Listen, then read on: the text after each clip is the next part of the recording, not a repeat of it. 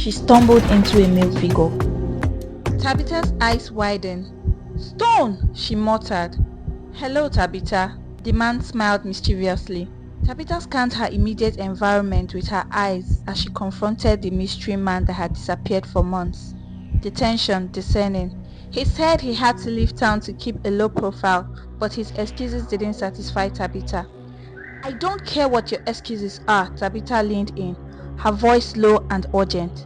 She demanded to know why he deviated from their original plan, why the job was made to look like a kidnap, why they had called to demand for ransom even after she had paid them and gave clear instruction as to what they should do. Stone grinned. He had questions too. "Why are you living with her fiancé?" he shot back. Tabitha staggered. She hadn't expected him to confront her about living with Anna's fiancé. "That's none of your business," she retorted, her voice trembling. "Stay in your lane. Every business I have with you is done." She made to leave, but Stone wasn't finished. He accused her of setting everything up so as to steal her friend's man and lying to them about the reason she gave them the job. His voice vicious. "Listen, Stone, I am not scared of you. Henceforth, stay away from anything that concerns me and us," Tabitha muttered, pushing past him. Her steps were brisk, fueled by a mix of fear and determination. She needed to escape the mess before someone sees them together. "We are in this town together, Tabitha. I will definitely see you around soon," Stone announced in his parting statement as he watched her disappear. Tabitha got home and began to play through everything that happened that day as she paced back and forth in the living room. The supermarket incident had frightened her. She is now under a microscope. Her every move is being monitored by the town's prying eyes. The encounter with Stone shook her even more and she felt like a haunted animal. The town was no longer safe for her. David's arrival from work interrupted her frantic pacing. His brow furrowed as he noticed her distressed state. "Are you okay?" he asked as she took his office bag from him. She sat, her tears flowing freely. "Is Evelyn okay?" David panicked. "Evelyn is fine and sleeping," she assured him. David let out a sigh of relief as he urged her to talk to him. "Everyone here hates me," she let out, wiping her nose with the back of her hand. "Everyone?" David leaned closer, his voice gentle. "Who is everyone?" "The whole town, David. They think terrible of me." She narrated to David how everyone in the town despised her for helping take care of him and Evelyn, how her life is being threatened. She had no friends or family in that town. David felt her heart pour. He wished he could do something within his power to control the gossip. "Let's move from here," she grabbed David's palm. "What? Why?" David asked. Tabitha added that her life was in danger as she had been receiving anonymous death threats and it's just a matter of time before his own life too will be threatened. David dismissed her fear calmly. He reminded her that his work and other means of livelihood are in that town and living was like going to start all over again. It was not an option. Tabitha intensified her sobs while still holding firmly to David's hand, her body trembling. She acted so disoriented David could feel her tears, but that was a very tight situation she was proposing to him, and he knew his stance. David reached her shoulder, his expression calm. "Tabitha," he said softly, "you've done what a good friend will do." He inserted that she had been their strength and support system since Anna's demise and should ignore people's judgment. Tabitha maintained that the scrutiny was suffocating. She couldn't go about freely without having judging eyes gaze at her. "You are not alone, Tabitha. We will face this together," David said. Tabitha's eyes brightened. "Are you sure?" she asked, her eyes locking into his. David nodded as Tabitha slowly pulled herself into his embrace, her eyes screaming of lust. She gradually lifted her head towards David's, almost locking her lips with his. David abruptly moved his face and gave way for a full embrace. Tabitha's heart sunk. He let go of her and muttered, "Besides, living here is like leaving Anna behind. I can't do that to her. Abandon her again." Tabitha wished the ground would open and consume her. Not a conversation about Anna again. Evelyn and I will be visiting the scene of her death tomorrow, at least to say hi and drop flowers. "You can join us if you want," David said as he dashed into the bedroom. He had made a small altar on the spot in the uncompleted building where Anna's blood and personal effects were found, a way to honor her memory. At night, Tabitha had a hard time falling asleep. She had missed her first attempt to seduce David. It wasn't going to be as easy getting to him as she thought. She tossed and turned, wondering if she had embarrassed herself before David. Hoped she hadn't put him off. David had shown a dodged side of him that she didn't know exists. She puzzled through what her next move would be, and then it clicked. She hadn't figured out his weak points yet, but she was determined to. Tabitha stood by David and baby Evelyn as they stared at the makeshift altar adorned with candles and flowers they had brought and lit. David's eyes bawling out. He did that anytime he visited the spot. The memory of Anna's death still weighed heavily on him. Tabitha was standing there, hard cold and looking uninterested in what was happening. The environment disgusted her, the air thick of sorrow, and she wasn't sure why David was being overly emotional. He should be over the grave by now, she thought to herself. As they shared moments of silence, the wave of the wind blowing into the uncompleted building suddenly intensified, causing the flickering flames of the candles to go off. They both stood in shock, trying to process what had just happened. Suddenly, an elongated shadow heading their direction was casted on the ground, accompanied by a distant footstep. "Hey, bestie!" Tabitha panicked at the sound of Anna's voice. She turned sharply and in a very brief moment saw Anna charging towards her with a gun and immediately releasing a bullet into the center of her head. "No!" Tabitha scrambled in her bed as she rose from her sleep. She had been dreaming. It felt so real. She quickly touched her forehead and felt the wetness on her palm from panic sweat. David appeared at her bedroom door holding Evelyn. They were all dressed up. Tabitha had suffered insomnia the night before from persistent brooding that she fell asleep late. "You look frightened," David said to Tabitha. "I just had a bad dream," Tabitha said as she pulled the blanket off her. "Mind to share?" David asked, to which she shook her head in refusal, dismissing the dream as unimportant. David told Tabitha he was actually checking on her to see if she could still join them on the visit to the scene. He had gotten an urgent call from the office and might need someone to bring Evelyn back home after they are done. Tabitha's heart raced as she had a brief flash of Anna shooting at her in the dream. Breathing hard, she nodded her head hesitantly. "You are the best." David thanked and told her they would be waiting for her in the living room to get ready. Petrified, Tabitha's feet felt heavy as she dragged them along behind David and Evelyn into the uncompleted building. David placed a bouquet of flowers on the floor near the makeshift altar, and like deja vu to Tabitha, he began to bawl his eyes out. Tabitha was uneasy. Her dream seemed near-fetched. The atmosphere felt haunted to her. Anna's invisible presence lingered and she could feel it. She was eager to leave the environment. Her eyes darted around as she scanned the environment, looking out for any strange figure that could appear from the corners other than the three of them. Alas, David blew a kiss at the direction of the altar and said his goodbyes. A wave of relief rushed through Tabitha as he signaled for them to leave. This time, her footsteps hastened more than before as they exited the area.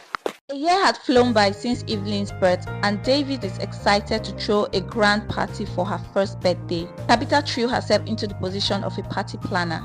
She went shopping for party items, to sourcing for vendors, and planning photo sections. She hoped that by doing all this, David will see in her the woman that he needs.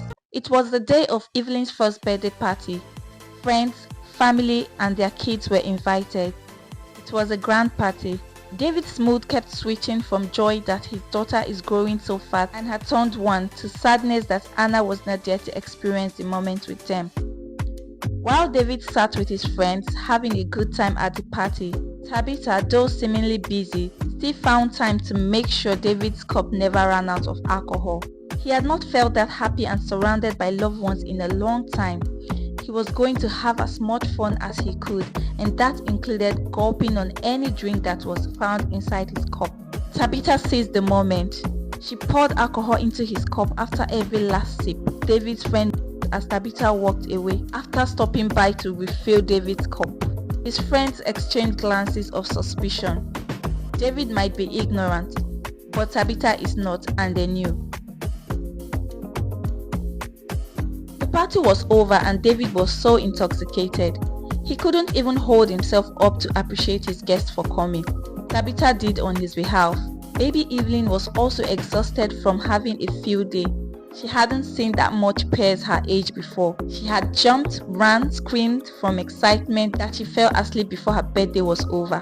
Guests were leaving and only Tabitha seemed to be fully conscious. Once the last guest left, she abandoned the mess made by guests and headed straight for the bathroom, refreshed, and returned to the living room.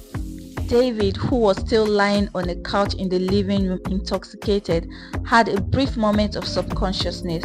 Between the lid of his eyes, he could see the silhouette of a lady in the dark standing by the bedroom door. "Anna," he muttered with a slow voice. "Is that you, my love?" Tabitha had changed into Anna's nightrobe. She approached David slowly, while losing the belt of her robe to reveal her bare body. David is too tipsy and weak. His brain had not been able to completely process the female figure leaning into him and kissing him. All he could perceive was the cool sensual scent of Anna's perfume which Tabitha had sprayed on her body, the one he liked. In the darkness of the living room, David could feel Tabitha's lips kissing him, her hands taking off his clothes, her whole body pressing against his as he hung loose in ecstasy. Tabitha woke up very cheerful that morning, her mood giddied up at the recollection of what had happened between herself and David. She had had the most fulfilling night of her life, she thought to herself while cleaning the mess from the party. David sat up in his chair, trying to process everything that happened from last night. "Did we have sex?" he asked. His voice conveyed an embarrassed tone, and his gaze avoiding Tabitha. "Yes, David," Tabitha responded softly. "It was bound to happen somehow. We are two fully functional adults with blood running through our veins, living under the same roof." David sighed heavily. He had finally poured the last mound of cement over Anna's grave, sealing her to eternity forever. He had pulled the last and most painful trigger, killing Anna even in death.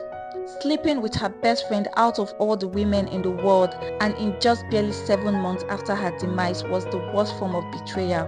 He had disappointed himself and dishonored Anna's memory. "Why did you allow it happen, Tabitha? You knew I was drunk." Tabitha pulled closer to David, holding his hand and looking into his almost teary eyes. "We were both drunk. We couldn't help it. I think we really do like each other, David," she blurted out with a mix of uncertainty and determination. She had finally laid her feelings bare. Now she awaited his response. David pulled his hands away from hers. "You should leave, Tabitha," he let out. Tabitha, taken aback by David's utterances. "What? David, why?" she asked. David is silent. He lifted himself from the couch. "I want to be left alone with my daughter. Please go. We will be fine," he said as he dragged himself towards Evelyn's bedroom, riddled with guilt. Tabitha's perplexed but determined eyes followed him. David entered Evelyn's bedroom. He knelt by her cot where she lay sleeping as tears poured down his eyes. Tabitha had appeared by the doorside looking remorseful. She tried to assure David that it was neither any of their fault, as they were both drunk and unaware of what they were doing. She added that they could retrace and start over again for the sake of baby Evelyn, who she claimed she had grown fond of.